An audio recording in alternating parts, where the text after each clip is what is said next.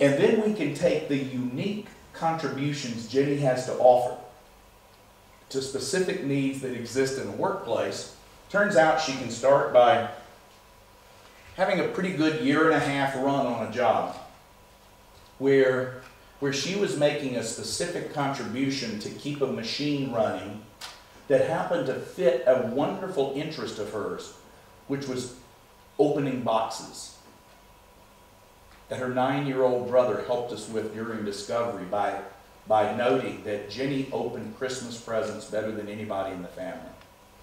And we translated that mundane activity that happens on Christmas morning across the world, or most of the world anyway, to a business term to where an employer could say, I've got some boxes that need to be opened. Would Jenny be interested in opening boxes for me? It's one of the things she loves more than anything. And she's got the skill, by the way, we know she does. And the relationship was a great relationship. 1.5 years, why only 1.5 years? Because life is uncertain, you know. We don't know if we're going to make it home this afternoon. Every one of us hopes we will, but who knows what's going to happen once we leave. And what happened in Jenny's case was life. The employer that really saw her contribution died. The next employer that comes in doesn't have the same look at things. So Jenny needs another job. And this will happen in life. Happens to all of us. And so for the last 8 years now, she's been working at a local natural gas supplier in our community. And that employer has an array of needs. I mean, what it turns out is when you look at workplaces and start analyzing needs, you find all these things that go undone. This was one of the primary needs that happened in this workplace for Jenny was this is a company that sells natural gas, butane, propane products. And in the States, one of the things as the gasoline and petrol crunch has happened, and our prices for gasoline have approached nowhere near yet what you pay for petrol, but they're up there more than we would like to pay. People start doing things. They're converting to diesel engines, but another thing they're doing is you can take a gasoline engine and convert it to natural gas. And the company that Jenny works for sells that conversion, trying to sell their natural gas product.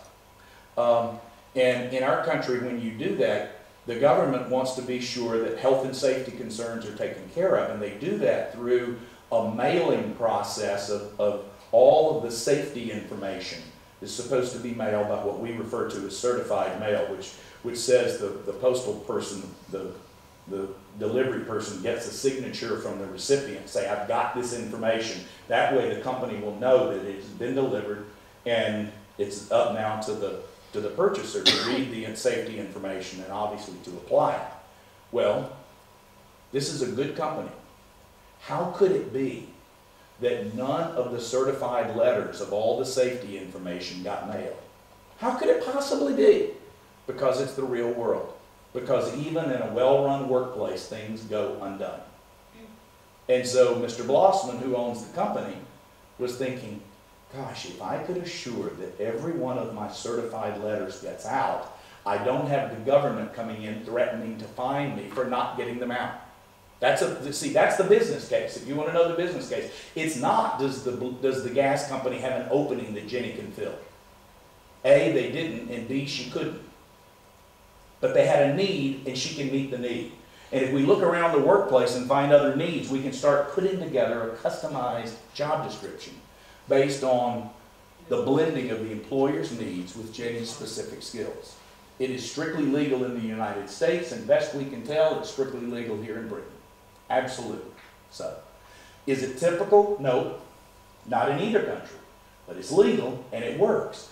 And employers, once they hear it, they say, that light bulb coming on, oh, this, okay, now, hold on, I like this. That's a good thing.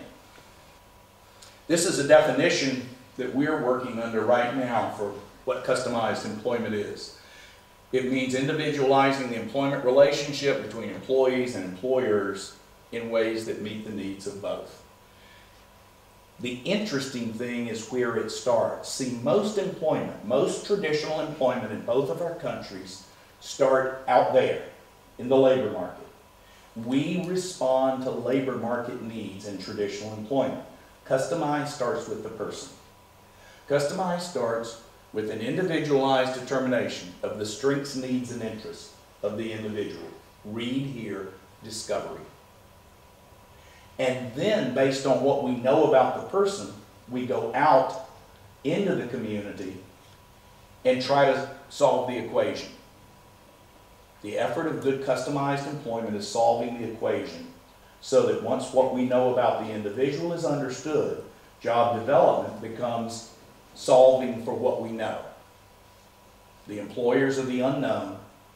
Where's an employer that will now allow us to put equals on the equation?